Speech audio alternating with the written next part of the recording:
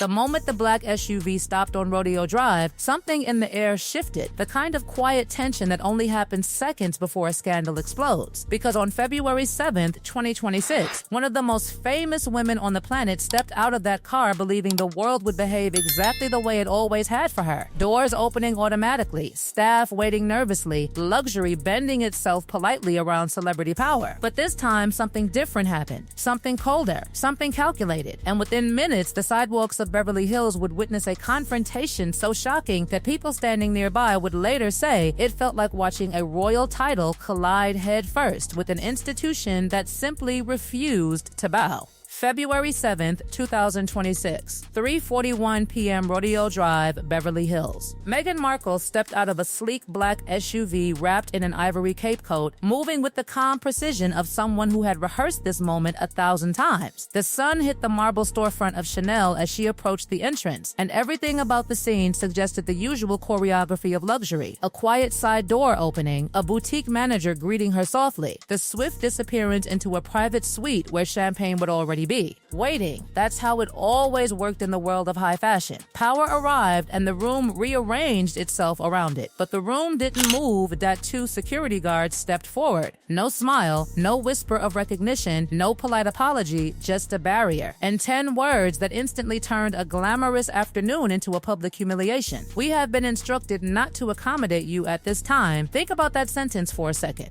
10 calm words, but inside them was a decision that had been brewing quietly behind the limestone walls of Paris for more than a year. Because Chanel, the house that has dressed queens, first ladies, cultural icons, and global royalty, had just done something almost unheard of in the luxury industry. They hadn't delayed her appointment. They hadn't claimed the boutique was closed. They had erased her. Witnesses say Meghan froze in that exact moment, phone in hand, body stiff under the California sun. For several long seconds, Rodeo Drive fell into a strange silence, the kind that spreads when people realize they're watching something that wasn't supposed to happen publicly. Luxury brands do their confrontations quietly, behind velvet curtains and discreet emails. But here it was, unfolding on the sidewalk with tourists, shoppers, and camera phones already lifting into the air. Then the pacing started, back and forth across the pavement like a tightly wound spring suddenly snapping loose. People close enough to hear say her voice rose quickly. She pulled out her phone. A call was placed, Prince Harry. And according to multiple bystanders, the words spilling from her mouth carried the sharp edge of fury. She was saying people would be fired. She was demanding explanations. And again, one phrase kept echoing across the marble storefront. You don't know who you're dealing with. It's a strange thing to watch power fail in real time. Because here stood a woman who had faced the British monarchy itself. A woman who had sat across from Oprah Winfrey and spoken to tens of millions of viewers about her life inside the most famous royal family on earth. A woman who walked away from centuries of tradition and built an entire global media narrative around independence and reinvention. And yet, here she was, standing on a sidewalk outside a fashion boutique, furious because a door would not open, but the story was only beginning. 20 minutes after that phone call, another SUV arrived. Prince Harry stepped out quickly, face tight, posture rigid, in a way that suggested he already understood the gravity of the situation. He walked straight toward the security guards with controlled determination, carrying with him something that had once opened almost any door in the world, the Windsor name. Witnesses described the moment as almost cinematic. The Duke of Sussex speaking calmly, trying to reason with the head of security, explaining who they were, why they were there. His voice steady,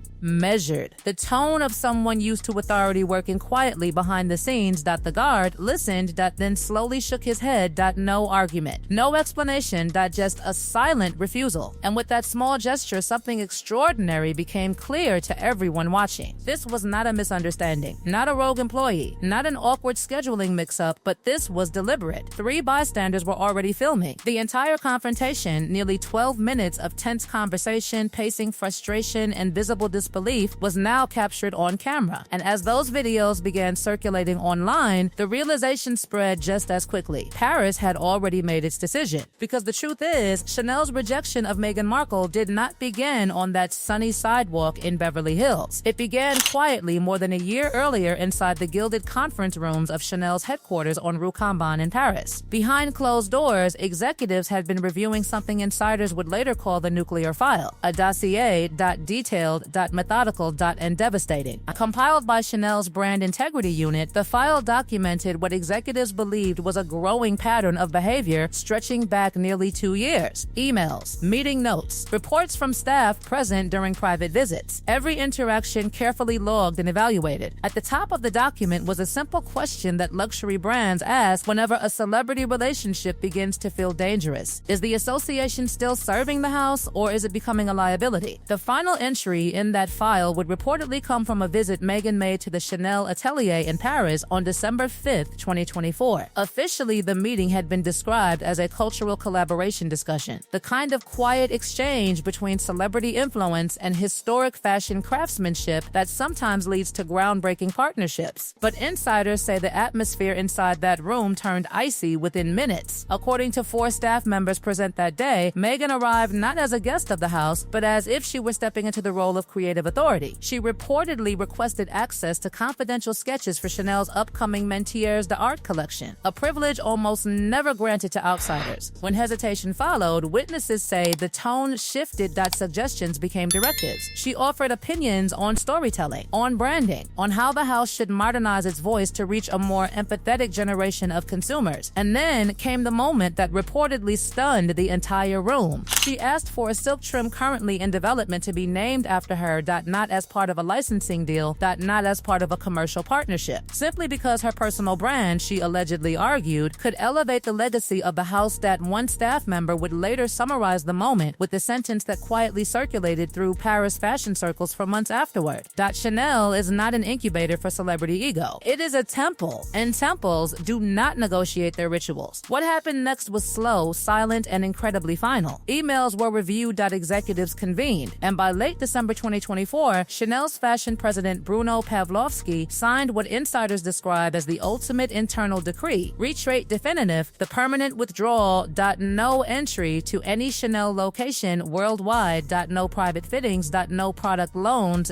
No collaborations. No association of any kind. Her name was quietly removed from guest lists, showroom logs, influencer databases, erased from the ecosystem that fuels luxury visibility. Regional directors across the globe received a discreet memo labeled Tier 1 non-engagement. Inside Chanel's executive circles, the phrase used to describe the decision was brutally clinical, tactically uninsurable. Not emotional. Not personal. Simply a calculation. Every time Meghan Markle entered a room, executives believed the conversation stopped being about the clothes. It became about her. And for a fashion house that had survived world wars, revolutions, and generations of cultural upheaval by maintaining absolute control over its image, that was a risk they were unwilling to absorb. But even that nuclear decision didn't begin the conflict. Because if you trace the story back far enough, the first spark of this fashion war ignited 3 years earlier during something insiders now whisper about as the moment the bridge truly began to burn, the moment known inside Paris fashion circles as the Moodboard War. And when that story surfaced, it revealed something far more explosive than a blocked boutique door.